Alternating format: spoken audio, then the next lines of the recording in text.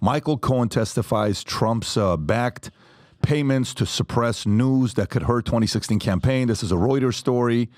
And then he comes out and, he says what he says. Adam, if I'm not mistaken, what's the phrase that he used? He said, just do it. Regarding the hush money payments, he can punch in on that. Trump told him to just use the Nike is this from today? slogan. Yeah. So this is what's been going on today. So Michael Cohen testified that he, Donald Trump, National Enquirer publisher David Pecker collaborated to suppress negative stories damaging Trump 2016 campaign, exemplified by $130,000 Stormy Daniels to silence her about a sexual encounter she alleged. Cohen recounted Trump's directive to prevent the release of Karen McDougal's story of an affair with the Trumps, asking, so what is he going to be testifying tomorrow too? Apparently he's going to. He's just I'm going to be there tomorrow. I'll be there tomorrow. Really? You're in the courthouse? I'm going to the courtroom tomorrow. Fantastic. Really?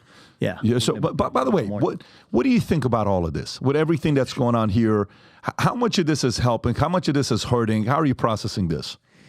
Yeah, I mean, I'm not following the day-to-day, obviously, as the trial's running, but I read about the summaries in the evening, and I wanted to go tomorrow more just as a friend and now supporter of Trump to be able to actually show support by being present, not, in any other capacity other than my own.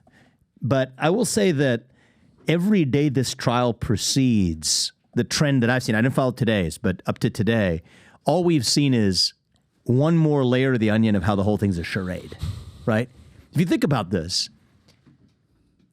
a good way to imagine whether something's a politicized prosecution is, right? Because everyone's going to be, MSNBC has their histrionic points, and then they would look at people who are defenders of Trump, like myself, as being partisans on the other side. Here's a good litmus test, okay?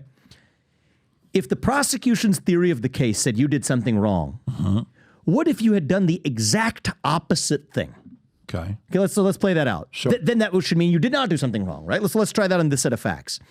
On this set of facts, the basic theory of the case is the prosecution says, in order for them to charge this as a felony, that Donald Trump's payment to Stormy Daniels should have been recorded as a campaign contribution. That's the heart of the case. Without that, they couldn't charge this as a felony. It would only be a misdemeanor that's outlived the statute of limitations. The falsifying business records, it's outside the statute of limitations. It's a misdemeanor, not a felony. The only basis for this being a felony is if there's a different underlying crime, which what they allege is that he made effectively a campaign contribution without it being recorded as such. So now apply my test. If the prosecution says that's the thing you did and it's wrong, imagine you did the exact opposite. What would the exact opposite be? The exact opposite would be Donald Trump using campaign funds to make a personal hush money payment. In that scenario, I have no doubt these people would be going after him, and they would have a much stronger case in that scenario. So now think about it. If he did thing A, right? It's just got to break this stuff down. He did thing A, and you said that's wrong. Let's say he did the exact opposite of thing A and did thing B, and you would have an even stronger case for him. Then that means you were going to get him no matter what. So that is the proof that this is a politicized persecution through prosecution. I think everybody kind of knows it in their bones, but you got to just see it. Damned if you do, damned if you don't. Literally, they were going to get him going or get him coming. And that, I think, is the airtight proof that this thing is a sham. It's been a sham since day one. It's revealed itself to be a sham throughout the course of this trial. And I think it will be a stain on the history of our country if this man is convicted in the middle of a presidential election on the back of these bogus charges. That's what I believe. It's so embarrassing. Here's what CNN was saying. To go ahead and play this, Rob. But I've never seen a witness who's lied to Congress, who's lied in court, who's lied to the IRS, who's lied to the Southern District of New York, who lied to his banker. The entire prosecution witness team has been lied to by Michael Cohen. I mean, this is CNN. Yeah, this is not Fox News saying this. I'm shocked. Can you imagine, like, you're friends with Michael Cohen? You go out to dinner. Hey, Michael, what I'm about to tell you right now, you can't tell anybody. Oh, trust me, I'm not telling nobody. Oh, he's the worst. Half the world's going to find out what you're doing. So, and they're using Michael Cohen. What type of credibility does he have left to even get up there where they're like, yeah, this guy's a credible? Doesn't that actually hurt them instead of help them? You would think. But that you could say that about this whole trial. That's exactly the effect it's had. Wouldn't that hurt them rather than help them to levy false charges against a former U.S. president? And that has been the effect that it's had. I think a lot of people are saying that, do I agree with everything Donald Trump has ever said in his life? No. Did I vote for him in 2020? Some of them may say no. But do I believe that it is wrong for a party in power to use the powers of prosecution to try to lock up their political opponents in the middle of an election? That's foundational stuff. That's the stuff of tearing down our democracy. And so a lot of those people are actually coming Trump's way this year, and for good reason. And I think that's good for the country. And so wouldn't this be expected to work against them? That's effectively what you've seen at every step of the way. So, yeah, it's no surprise it would apply to this one, too. Yeah. Were you going to say something or no? No, well, if Trump did go to jail, I think 80% of Trump's base said they would vote for him no matter what. 4% said that it would change their vote. 16% would reconsider. How much would it help Trump for him to actually go to jail? Because Pat made a very impassioned case, I don't know, a week ago, like, send him to jail, lock him up, see what happens. What are your thoughts? I think it would be devastating for the country. I think it would be embarrassing for the United States of America that other countries would look at us and see a party in power and a regime that locks up a political opponent on spurious charges. If this had happened in any other country, we'd call it a banana republic and an autocracy. So I would be ashamed as an American, as a citizen of this nation, I would be ashamed if that's what happens. But electorally, I think that it would have the effect of doing the thing that we're already on the trajectory to do, which is to elect Donald Trump with a decisive mandate. And I do think this has to be a decisive mandate. A 50.1 isn't going to cut it this time. A decisive win minus some shenanigans is still a decisive victory, right? And so I think that's why a landslide is required.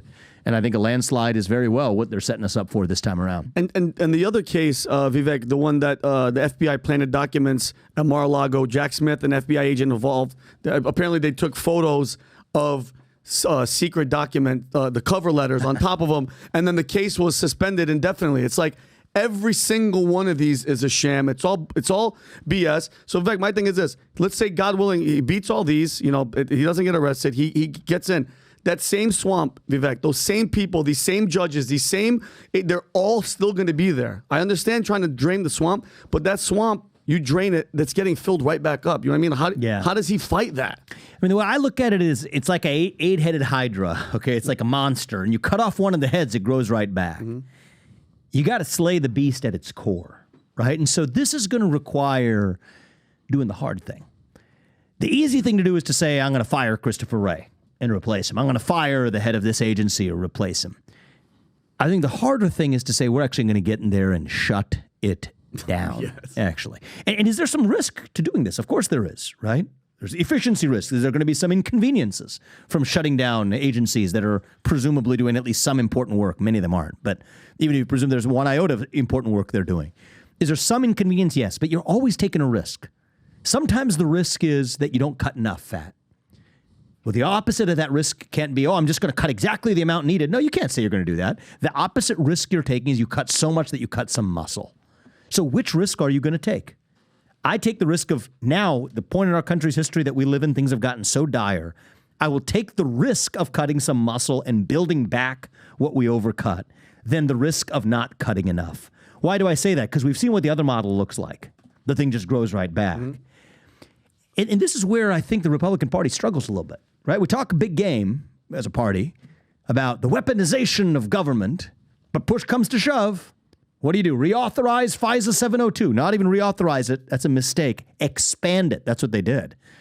To give that very government the tools of greater weaponization that you were once going on cable television on evening to complain about. Okay? You have Republicans that will complain about the overgrowth of the administrative state, yet actually vote to authorize the expansion of those same agencies. And so I think that the partisan jockeying here, the partisan jousting, is really a little bit of theater. I don't think that Republicans, most of them at least, have been overly serious about actually draining the swamp, about actually gutting the bureaucracy. I don't think they've even been very serious about actually sealing the border or dealing with mass migration in this country. Because if you had a party that does have a majority of the House now and has had majorities of the House and Senate for a lot of the last 20 years, we would not be where we are right now. And so, yeah, I know a lot of people are in the business of just claiming the radical Biden agenda, and I complain about that plenty myself as well. But if we want to actually have the result in 2024 that we should have, we can't just be complaining about the other side. We got to stand for our own vision and what we actually stand for. That's why we didn't have the red wave in 2022. It wasn't because of abortion. It wasn't because of Trump. It was because the Republicans got lazy, and all we would do is complain about the radical Biden agenda. That's not enough. We got to actually stand by our own convictions and say, here are the risks we're willing to take to save this country. Because if we don't, we're not going to have a country left. This is what we stand for, right? And I think for cutting those agencies, for 3 million federal bureaucrats being firing, for actually moving our own military to our own southern border and completing the wall and ending birthright citizenship for the kids of illegals. And yes, it's logic. If you've had the largest mass influx of illegal migrants in American history, then it makes sense that you would have the largest mass deportation in American history. Those are the kinds of things we got to stand by, which, you know what's funny? Some people may say, are those extreme policies? To the contrary, you go to places like the south side of Chicago, you go to the inner cities across this country, talking about those border policies, talking about actually funding American causes versus foreign interests in places like Ukraine. Most people actually, even on the left in the inner cities, are actually sympathetic to Republicans who are willing to stake out those actual positions. And so that's the opportunity I see, and I hope we don't squander it. So if you like this clip and you want to watch another one, click right here. And if you want to watch the entire podcast, click right here.